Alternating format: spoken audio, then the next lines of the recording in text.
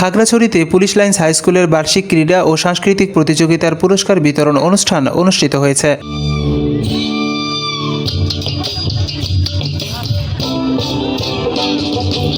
20 ফেব্রুয়ারি বৃহস্পতিবার সকাল 10টায় খাগড়াছড়ি পুরাতন পুলিশ লাইন্স মাঠে এই বার্ষিক ক্রীড়া ও সাংস্কৃতিক প্রতিযোগিতার আয়োজন করা হয়।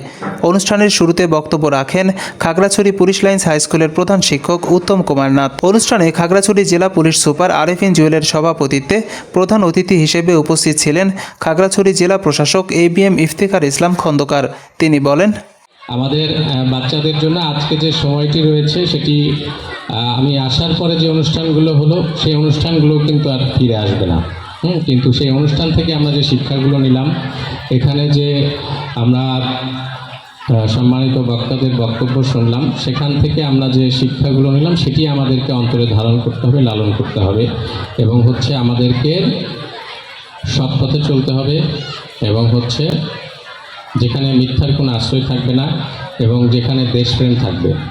আমি সম্মানিত অভিভাবক মণ্ডলীকে অনুরোধ জানাবো, অবশ্যই শিক্ষকদের দায়িত্ব রয়েছে স্কুলে, কিন্তু বেশিরভাগ সময় কিন্তু সন্তানরা আপনাদের সাথে থাকেন। এখানে হয়তো 8টি ঘন্টা থাকেন, তারপরে কিন্তু বাকি 16 ঘন্টা আপনাদের সাথে থাকেন।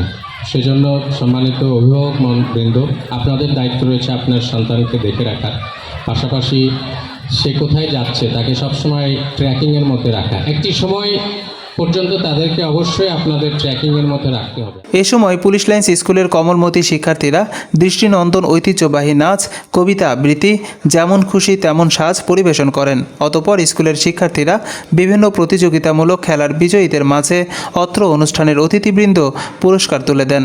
অনুষ্ঠানে বিশেষ অতিথি হিসেবে উপস্থিত ছিলেন খাগড়াছড়ির প্রেস ক্লাবের তরুণ কুমার ভট্টাচার্য, প্রেস ক্লাবের সাধারণ সম্পাদক HM প্রফুল্ল সহ অত্র প্রতিষ্ঠানের অভিভাবক সহ শিক্ষার্থীবৃন্দরা।